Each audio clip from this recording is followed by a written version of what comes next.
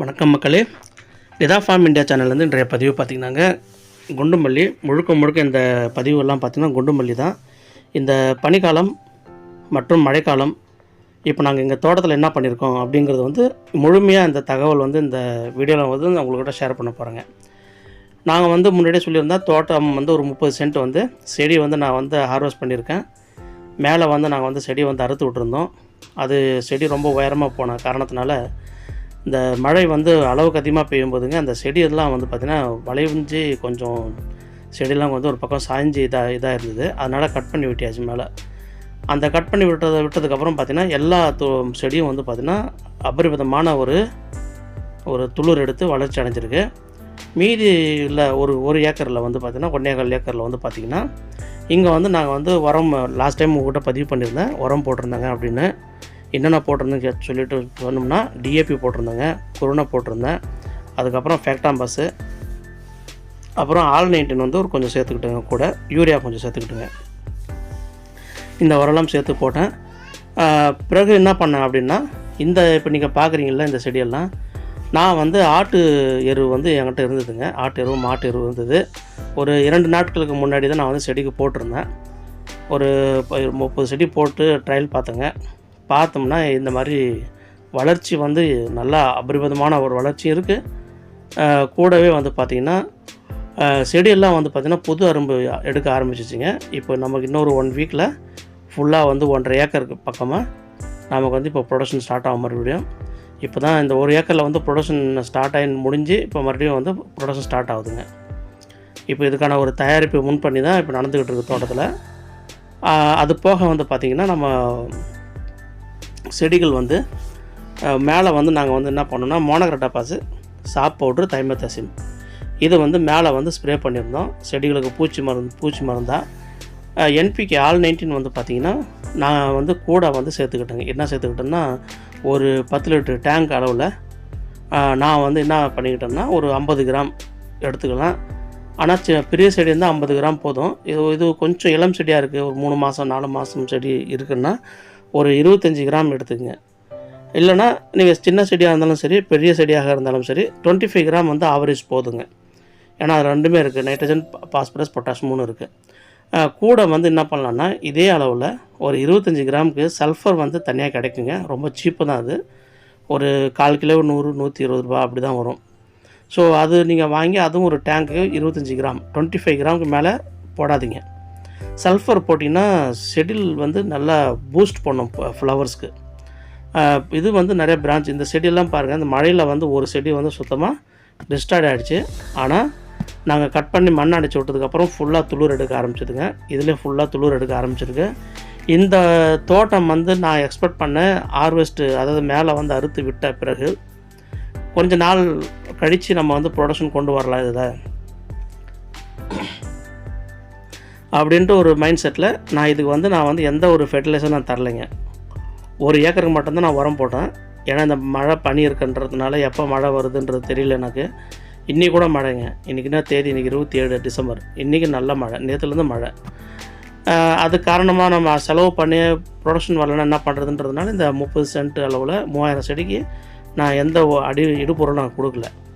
ஆனால் அறுத்து விட்ட பிறகு பார்த்திங்கன்னா செடியில் எல்லாமே பிரான்ச்சு, எல்லா பிரான்ச்சிலும் மொட்டு வந்துருக்கு. சார் இதை பார்த்ததுக்கப்புறம் சரி மனசு இல்லை எனக்கு அப்படியே விடுறதுக்கு. இப்போ அடுத்த ஒரு 1-2-3 டேஸ்க்குள்ளே நான் என்ன பண்ண போகிறேன்னா, இதுக்கு வந்து நான் வந்து அடி உரம் வந்து வைக்க போகிறேன். அடி உரம் வச்சு ஜனவரி மாதம் வந்து நமக்கு வந்து இந்த 1.5 ஏக்கருக்கு பக்கமாக இருக்கிற எல்லா செடியிலும் வந்து டாஸ்க் வந்து நமக்கு என்னென்னா, ஜனவரி எண்டுலேருந்து பிப்ரவரி மாதத்துலேருந்து 100 kg வந்து டாஸ்க்கு. இதான் நான் பெர் டே ஒவ்வொரு நாளைக்கும் 100 கிலோ டாஸ்க்கு. இல்லைன்னா 3 பாகமாக பிரித்து ஒரு நாளைக்கு வந்து 50 கிலோ 40 கிலோ அப்படின்னும்போது அந்த 40 கிலோ அளவில் 30 நாளைக்கு கண்டினியூஸாக ப்ரொடக்ஷன் வரும்.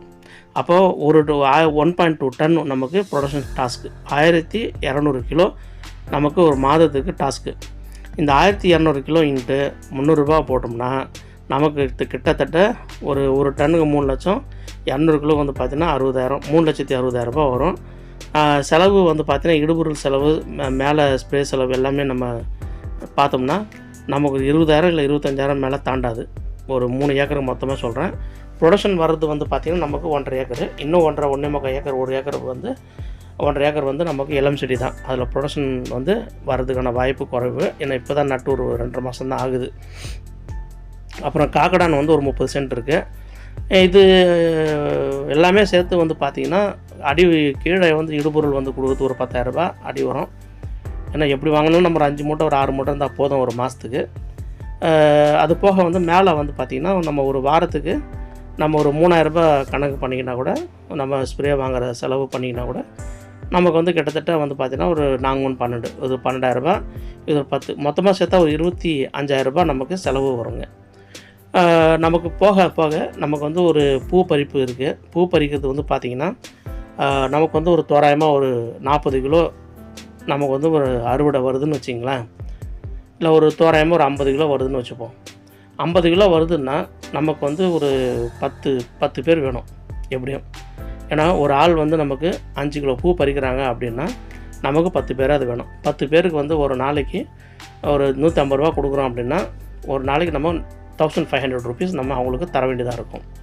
அந்த 1500 அப்படிங்கிறது வந்து நம்ம 2000 ரூபா வச்சுக்கலாம்.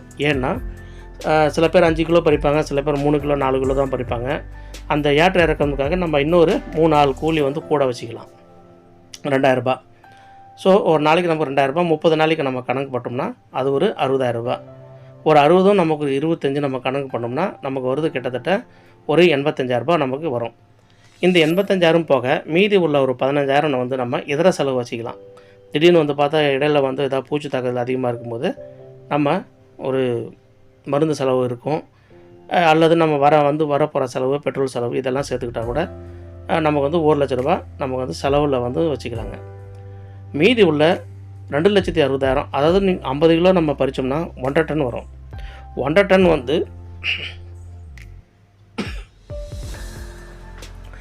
1.5 டன் வந்து பார்த்தோம்னா ஒரு 1000 கிலோவுக்கு வந்து 3,00,000 ரூபா, 500 கிலோவுக்கு வந்து 1.5 லட்சம், 4.5 லட்சம் வரும். 4.5 லட்சத்தில் நமக்கு 1 லட்சம் போனால் கூட நமக்கு கிடைக்கிற நிகர லாபம் எவ்வளோங்க? 3 லட்சம். 4 லட்சத்தில் 1 லட்சம் போனால் 3 லட்சம் நமக்கு நிகர லாபம். டேக் பை ஹோம், நம்ம வீட்டுக்கு எடுத்துகிட்டு போகலாம். ஆனால் இது 50 கிலோ நம்ம பூ கொண்டு வரணும் அப்படின்னும் போது இதுக்குள்ளே நிறைய விஷயங்கள் இருக்குங்க. நம்ம அடி உரம் போடுறது, மேலே ஸ்ப்ரே பண்ணுறது, இதை தாண்டி நம்ம அந்த செடிகளுக்கு வந்து ப்ரெசன்ஸ் ஆஃப் மைண்ட் அப்படின்னு சொல்கிறாங்க பார்த்தீங்களா, காலம் சூழலுக்கு ஏற்ற மாதிரி இமிடியட் ரியாக்ஷன் பண்ணணும். ஏன்னா நான் வந்து இப்போ இந்த 2-3 வருஷத்தில் இந்த மல்லியில் நான் கற்றுக்கிட்டது என்னன்னு கேட்டிங்கன்னா, நம்ம யாரும் சொல்லி தரது நம்ம பண்ணுறதை விட நம்ம சுயமாக நம்ம தோட்டத்தில் நடக்கும்போது ஏற்படுகின்ற அந்த சூழலை பொறுத்து நம்ம ரியாக்ட் பண்ணுறோம் பாருங்கள், அதுதான் தி பெஸ்ட்டாக இருக்குது. நான் ஆரம்பத்தில் வந்து பார்த்திங்கன்னா விவசாயத்தில் இந்த மல்லி விவசாயத்தில் வரும்போது அந்த மாதிரி தான் தேடல் இருந்தது. எங்ககிட்ட அவங்கக்கிட்ட எல்லாம் அப்படியே கேட்டு பண்ணும்போது என்ன பண்ணுறாங்கன்னா, ஒரு 100 விஷயம் நம்ம தெரியணும்னு வச்சிங்களேன், ஒரு 10-20 விஷயம் தான் சொல்கிறாங்க, மீதி 80-90 விஷயம் சொல்கிறதில்ல. அதாவது ஒரு கால்வாசி இன்ஃபர்மேஷன் தான் இருக்குது, மீதி இருக்கிறது நமக்கு தெரிய மாட்டேங்குது, சொல்ல மாட்டேன்றாங்களா. அது தெரியாததுனால நமக்கு வந்து ஒரு கன்ஃபியூஷன் வருது. நான் வந்து கிட்டத்தட்ட ஒரு 6-7-8 வருஷமாக ஆரம்பத்தில் நான் வந்து ஒரு தடுமாற்றத்தோடு தான் இந்த பயிர் வந்து நான் வந்து முன்னெடுத்து போய்கிட்டு இருந்தேன்.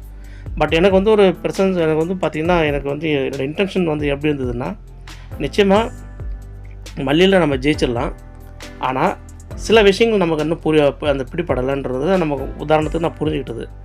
அதுக்கப்புறம் தாங்க நம்ம தோட்டத்தில் நடக்கிற எல்லாத்துமே என்னான்னு கேட்டிங்கன்னா, நம்ம அந்த காலம் சூழலுக்கு ஏற்ற மாதிரி நம்ம தோட்டத்தில் சில சத்து குறைபாடுனால ப்ரொடக்ஷன் வந்து குறைஞ்சி போகுது. இவங்க என்ன பண்ணுறாங்கன்னா, ஸ்ப்ரே வாங்கி ஸ்ப்ரேன்னு சொல்லுவாங்க.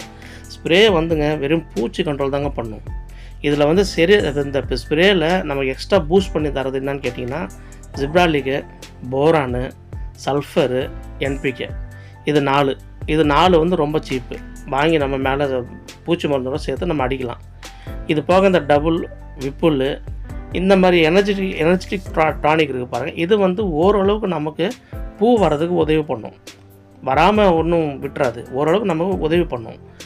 ஆனால் நம்ம மெயின் வந்து நம்ம மறந்துடக்கூடாது, நம்ம கொடுக்க வேண்டிய அடி உரம் தான். இது எந்த மல்லி விவசாயம் பண்ணுறவங்களும் சரி, மற்ற எந்த விவசாயம் பண்ணுறவங்களும் இவ்வளோ ஓப்பனாலாம் சொல்ல மாட்டாங்க. நான் உங்களுக்கு சொல்கிறேன் பாருங்கள். ஃபேக்டாம்பாஸு ஆல் 16, பணம் கூட இருக்குது, நல்ல வசதியாக இருக்கீங்க அப்படின்னா ஆல் 19. ஆல் 16 வந்து பார்த்திங்கன்னா உங்களுக்கு வந்து கம்மி தான் விலை, 1400 50 கிலோ மூட்டை. ஃபேக்டாம்பாஸு ஒரு 50 கிலோ மூட்டை வந்து 1200. இது 2 ஆச்சுங்களா. பொட்டாஷ் வந்து ஒரு ஏக்கருக்கு நான் சொல்கிறேன் இதெல்லாம், ஓகேங்களா. பொட்டாஷ் வந்து ஒரு 15 கிலோ வாங்கிக்கிங்க, இல்லை 20 கிலோ வாங்கிக்கிங்க ஒரு ஏக்கருக்கு. யூரியா வந்து ஒரு மூட்டை வாங்கிங்க. யூரியா வந்து 1 கிலோ மூட்டை வந்து 300 தான். ஸோ அப்போ ஃபேக்டாம்பாஸும் யூரியாவும் 1500 ஆச்சுங்களா. இது ஆல் 60 வந்து 1400 ஆச்சுங்களா. பொட்டாஷ் வந்து 50 கிலோ மூட்டை வாங்கினாலே 1800 தான். ஸோ நீங்கள் 1 கிலோ ஒரு மூட்டை வாங்கலாம், இல்லை ஒரு அரை மூட்டை கூட வாங்கிக்கிங்க. வாங்கிக்கிட்டு கூட வந்து என்பிகே வந்து நீங்கள் என்பிகே விட டிஏபி வந்து ஒரு 10 கிலோ வாங்கிக்கிங்க. வாங்கி என்ன பண்ணுங்கள், எல்லாத்தையும் மிக்ஸ் பண்ணிவிட்டு செடியில் உரத்தை வந்து தனியாக போட்டு எல்லாம் மிக்ஸ் பண்ணுங்கள். கிட்டத்தட்ட எவ்வளோ வந்துடுது நமக்கு, ஒரு 100 கிலோக்கு மேலே தாண்டிடும் இல்லைங்களா. 4 மூட்டை பக்கம் போடும்போது 100-120 கிலோ வந்துடும். இதெல்லாம் எடுத்து என்ன பண்ணுங்கள், ஒரு செடிக்கு பக்கத்தில் ஒரு 2 கைப்பிடி அளவுக்கு போட்டு சுற்றி போட்டு விடுங்க. இல்லை இன்னும் கொஞ்சம் நல்லா வசதியாக இருக்கீங்க அப்படின்னா நீங்கள் வந்து ஃபேக்டாம்பாஸ் இன்னொரு மூட்டை வாங்கிக்கிங்க, ஃபேக்டாம்பாஸ் வாங்கிக்கிங்க, பெஸ்ட்டாக இருக்கும். வாங்கி நீங்கள் நல்லா மிக்ஸ் பண்ணி செடிக்கு சுற்றி நல்லா போடுங்க. போட்டுட்டு ஒரு 20 நாளைக்கு ஒரு தடவை நீங்கள் வந்து, இல்லை ஒரு மாதத்துக்கு ஒரு தடவை நீங்கள் போடுங்க. உங்களோட வளர்ச்சி வந்து மிக சிறப்பாக இருக்கும். இந்த காம்பினேஷன் உரம் வந்து ஒர்க் அவுட் ஆகலைன்னா நிச்சயமாக என்னை வந்து என் வாட்ஸ்அப் நம்பர் கொடுத்துருக்கேன், டைரெக்டாக எனக்கு ஃபோன் பண்ணுங்கள். ஐ ஆம் த ஆன்சரபிள் பர்சன். ஏன்னா பெஸ்ட்டு ரிசல்ட் இருக்குது. இது யாரும் வந்து உங்களை சொல்லவே மாட்டாங்க, சும்மா உங்களை சுற்ற விடுவாங்க. நான் உங்களுன்னு சொல்ல வரல, இன்க்ளூடிங் மீ ஆல்சோ. என்னை கூட அப்படி தான் சுற்ற விட்டாங்க. ஒன்றுத்துக்கும் எதுவுமே சொன்னாலும் விலை அதிகமாக உள்ள பொருள் சொல்கிறது, விலை அதிகமாக உள்ள உரத்தை சொல்கிறது, தேவையில்லாமல் இந்த நைட்ரஜனுக்கு வந்து குறைபாடுக்கு என்னங்க பண்ணுறதுன்னு கேட்டால், நீங்கள் வந்து பொட்டாசியம் சல்ஃபேட்டு போங்க, பொட்டாசியம் சோனேட்டு போங்க. பொட்டாசியம் சோனேட்டெல்லாம் எவ்வளோ விலை, ஒரு மூட்டை 50 கிலோ மூட்டை 3000 3500. அவ்வளோலாம் வாங்கிட்டு வந்து போட்டு நம்ம பண்ணுற எல்லா செலவும், அதாவதுங்க ஒரு 10-15 வருஷம் மல்லி தோட்டம் வந்து நம்ம வச்சு செஞ்சோம்னா நம்ம ஒரு நாளைக்கு 3 லட்சம் சம்பாதிக்கணுங்க. அதான் நம்மளோட இலக்கு. நன்றி, ரொம்ப ரொம்ப நன்றிங்க. ப்ளீஸ் சப்ஸ்கிரைப் டு மை சேனலுங்க. தேங்க்யூ.